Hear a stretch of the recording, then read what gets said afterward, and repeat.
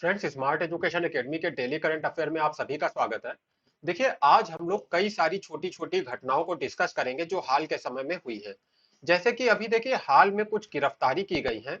और ये गिरफ्तारी की गई है जो एक भीमा कोरेगांव हिंसा हो गई थी। तो उसके संबंध में कुछ गिरफ्तारियां की गई हैं। अब देखिए, ये जो गिरफ्तारी हुई है, जाहिर सी बात है, अगर कोई गिरफ्तारी होती है तो उसके पीछे कोई कानून होता है, कोई अधिनियम होता है। तो यहाँ पे जो गिरफ्तारी हुई है उसके पीछे जो अधिनियम है वो है गैर कानूनी गतिविधि रोकथाम अधिनियम। ये देखिए, जो गैर कानूनी गतिविधि रोकथाम अधिनियम है, अब जाहिर सी बात है, इसके नाम से ही पता चल रहा है कि ये हिंसा वगैरह को रोकने के लिए अधिनियम है। और आतंकवादी जैसी जो घटनाएं होती हैं, इन सभी के विरोध में इस अधिनियम का उपयोग किया जाता है। तो गैर कानूनी गतिविधि अधिनियम को किसी भी प्रकार की गैर कानूनी गतिविधि को रोकने और आतंकवाद से निपटने के लिए 1967 में शुरू किया गया था। 1967 में यह अधिनियम जो है कह लीजिए स्टार्ट हुआ था यूज में आना। और इसका उद्देश्य क्या है? गैर कानूनी गतिविधि को रोकना और आतंकवाद से निपटना। गैर कानूनी गतिविधियों से तात्पर्य उन कार्रवाइयों से है जो किसी व्यक्ति अथवा संगठन द्वारा देश की क्षेत्रीय अखंडता और संप्रभुता को भंग करने वाली गतिविधियों को बढ़ावा देती हैं। यानी कोई व्यक्ति, कोई इंसान या फिर कोई संगठन अगर ऐसा कुछ भी कर रहा है जिससे हमारे देश की अखंडता को, संप्रभुता को खतरा पैदा हो रहा है, तो इसको गैर कानूनी गतिविधि माना जाएगा। अब देखिए, संविधान का अनुच्छेद 19 आप जानते हैं, वाक और अभिव्यक्ति की स्वतंत्रता देता है। हमें एक जगह पे इकट्ठे होने की, एकत्र होने की, संघ बनाने की स्वतंत्रता देता है। लेकिन आर्टिकल 19 के अंतर्गत ही युक्त युक्त प्रतिबंधों की भी बात की गई है। यानी कि संसद जो है, ये जो हमारे अधिकार है, इसके ऊपर कुछ प्रतिबंध भी लगा सकती है। और इस प्रतिबंध के कारण क्या है? यही कारण है कि क्षेत्रीय अखंडता को बनाए रखने के लिए, देश की संप्रभुता को बनाए रखने के लिए। तो ये इन प्रतिबंधों का उद्देश्य भारत की अखंडता और संप्रभुता की रक्षा करना होता है।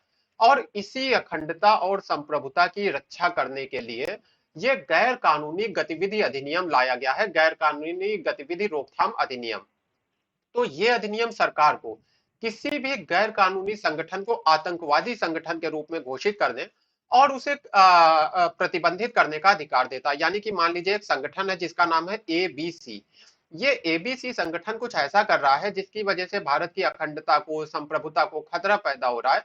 तो सरकार इसको आतंकवादी संगठन का नाम देगी और इसके साथ ही यह संगठन प्रतिबंधित हो जाएगा। और देखिए, इसमें क्या है, ये जो सरकार निर्णय लेगी, मान लीजिए ये जो संगठन एबीसी है, इसको जो गैर कानूनी या फिर जो आतंकवादी संगठन सरकार ने घोषित कर दिया। अब ऐसा नहीं है कि इसके बाद इस संगठन के पास कोई रास्ता नहीं बचा। ये संगठन अपनी आवाज को उठाने कोर्ट में जा सकता है, यानी न्यायालय का दरवाजा ये खटखटा सकता है। तो कहने का मतलब है कि ये सरकार का जो काम होता है, ये न्यायिक समीक्षा के अधीन होता है। यानी कि कोर्ट इसके ऊपर समीक्षा कर सकती है कि सरकार द्वारा उठाया गया कदम सही है या गलत है। अब देखिए, फिर कुछ और धाराएं हैं। मैं धाराएं इसलिए ज्यादा डिस्कस नहीं करता हूं क्योंकि स्टूडेंट्स को याद रखने में दिक्कत होती है। फिर भी जो लोग याद रख सकते हैं, पीडीएफ अवेलेबल होगा, आप धाराओं का नाम पीडीएफ में पढ़ सकते हैं। फिर देखिए, इस अधिनियम की कुछ और खास बातें हैं। जैसे कि बिना वारंट के गिरफ्तारी हो सकती है। आपने देखिए, यह देखा होगा, जनरली जब कोई गिरफ्तारी करना होती है तो पुलिस को पहले वारंट लेना पड़ता है उस व्यक्ति के खिलाफ। लेकिन इस अधिनियम में, यानी कि ये जो हमारा गैर कानूनी गतिविधि अधिनियम है, इसके तहत बिना वारंट के ही गिरफ्तारी हो सकती है और बिना चार्जशीट दाखिल किए। देखिए, जब कोई व्यक्ति गिरफ्तार होता है तो पुलिस क्या करती है? शीट दाखिल करती है। तो यहाँ पे क्या है कि जरूरी नहीं है चार्जशीट तुरंत दाखिल की जाए। यानी कि चार्जशीट दाखिल करने के लिए पुलिस 30 दिनों तक का इंतजार कर सकती है। तो मान लीजिए एक व्यक्ति है जिनका नाम आर है। तो ये आर अगर आज गिरफ्तार हुए हैं तो अगले 30 दिनों तक इन्हें पुलिस हिरासत में रख सकती है बिना कोई चार्जशीट दाखिल किए, इस अधिनियम के तहत। यानी बिना वारंट के और बिना चार्जशीट के 30 दिनों तक इनको रखा जा सकता है। बिना वारंट के गिरफ्तारी हो जाएगी और फिर बिना चार्जशीट के 30 दिनों तक इन्हें जेल में रखा जा सकता है, पुलिस हिरासत में रखा जा सकता है।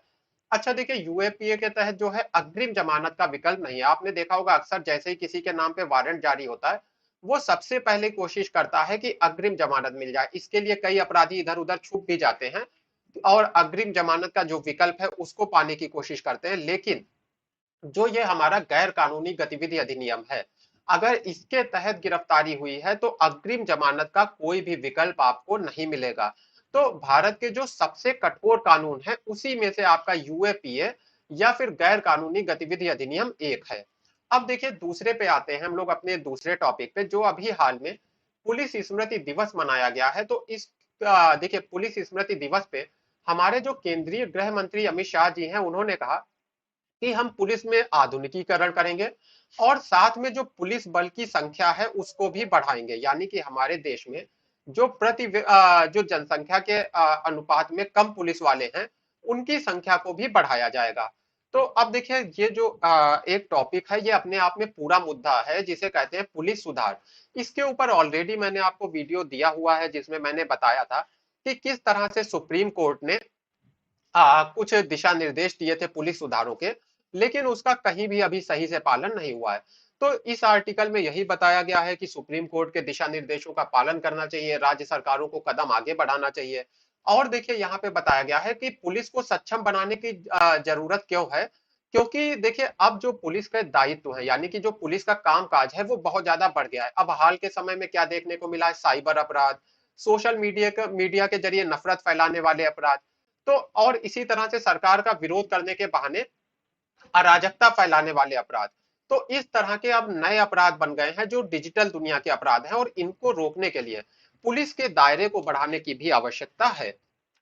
अब देखिए अगला जो है वो हमारी न्यूज है कि केंद्रीय स्वास्थ्य और परिवार कल्याण मंत्रालय जो भारत का है उसने यूनिसेफ की पहल पर एनीमिया मुक्त भारत कार्यक्रम के तहत एक कार्यक्रम चल रहा है, एनीमिया मुक्त भारत। यूनिसेफ की पहल पे इसके तहत हरियाणा को देश के 29 राज्यों की सूची में पहला स्थान मिला, यानी कि हरियाणा में सबसे अच्छी स्थिति है एनीमिया को लेकर।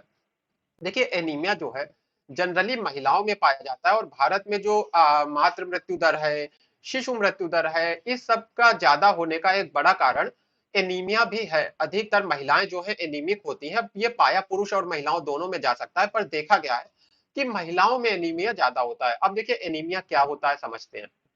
एनीमिया एक ऐसी स्थिति है जिसमें रक्त में जो लाल रक्त कणिकाएं यानी जो आरबीसी हैं वो नष्ट होती है तेजी से और उनका निर्माण धीरे धीरे होता है। यानी कि देखिए रक्त में क्या होता है, आरबीसी नष्ट भी होती रहती है और बनती भी रहती है, पर अगर आरबीसी तेजी से नष्ट होंगी और धीरे धीरे बनेंगी तो ऐसे में क्या होता है कि लाल रक्त कणिकाओं या आरबीसी की कमी हो जाती है, यानी जिसे डॉक्टर आमतौर पे कहते हैं कि आपके शरीर में खून की कमी है। तो रक्त में तीन तरह की कणिकाएं होती हैं, लाल, श्वेत और प्लेटलेट्स। तो लाल रक्त कणिकाएं हो गई, श्वेत रक्त कणिकाएं हो गई और प्लेटलेट्स। देखिए लाल रक्त कणिकाएं एक तरह की प्रोटीन है जो ऑक्सीजन को शोषित करने का कार्य करती हैं। बहुत अच्छे से याद रखिएगा क्योंकि ये सब प्रीलिम्स में पूछ लिया जाता है। तो आरबीसी पहली बात क्या है, एक तरह की प्रोटीन है, तो पहला पॉइंट आपको मिल गया। दूसरी बात इनका काम क्या होता है, ये ऑक्सीजन को अपने आप में शोषित कर लेती हैं यानी अवशोषित कर लेती हैं। ये जो कोशिकाएं हैं कार्बन डाइऑक्साइड को फेफड़ों तक पहुंचाकर उसे शरीर से निकालने का काम भी करती है। यानी कि आरबीसी ने दो काम किए, ऑक्सीजन को अपने अंदर शोषित किया और जो CO2 है उसे फेफड़ों तक पहुंचाया जिससे कि CO2 शरीर से बाहर निकल गई। अगर शरीर में लौह तत्व की कमी हो जाती है तो जो शरीर है उसमें लाल रक्त कणिकाओं या जो आरबीसी हैं इनका निर्माण नहीं हो पाता है। तो आरबीसी का निर्माण कब नहीं होता है, जब आपके शरीर में लौह तत्व की कमी होती है।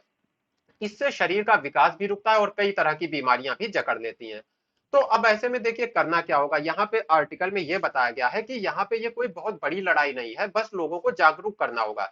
जैसे कि लौह तत्वों से भरपूर खाद्य पदार्थों का सेवन करिए। और ये जो लौह तत्व से भरपूर चीजें होती हैं ये कोई महंगी भी नहीं है, जैसे पालक है, गाजर है, इस तरह की जो सब्जियां हैं इनमें खूब लौह तत्व होता है। तो अगर लोगों को बस जागरूकता आ जाए यानी लोग इन सब्जियों का उपयोग करने लगे तो ऐसे में जो हमारे समाज में रक्ताल्पता की समस्या है, जो एनीमिया की समस्या है, उस पे अंकुश लग जाएगा। तो इसके लिए सरकार के स्तर पे और समाज के स्तर पे यानी कि समाज को भी आपस में एक दूसरे को जागरूक करना चाहिए। जो समाज में कह लीजिए प्रतिष्ठित लोग हैं उनको इस विषय में जागरूकता लाना चाहिए और सरकार को तो प्रयास करने ही होंगे। फिर देखिए आज की आखिरी न्यूज आती है, खैर ये सेकंड लास्ट है। तो आज की सेकंड लास्ट न्यूज है कि अभी निर्वाचन आयोग ने हाल में जो लोग, देखिए हर उम्मीदवार के पास चुनावों में एक सीमा होती है कि वो कितना पैसा खर्च कर सकता है। यानी एक जो उम्मीदवार है, मान लीजिए एक उम्मीदवार है आर, तो ये आर उम्मीदवार कितना पैसा खर्च करेगा, इसकी एक सीमा है, इससे ज्यादा पैसा ये खर्च नहीं कर सकते हैं अपने चुनाव प्रचार के दौरान। तो इसकी जो सीमा है, यानी पैसा खर्च करने की जो सीमा है, उसे बढ़ाया गया है। देखिए, इसको कौन बढ़ाता है ये भी याद रखिएगा, इसको निर्वाचन आयोग बढ़ाता है, यानी ये निर्वाचन आयोग का अधिकार है ये सीमा वगैरह तय करना।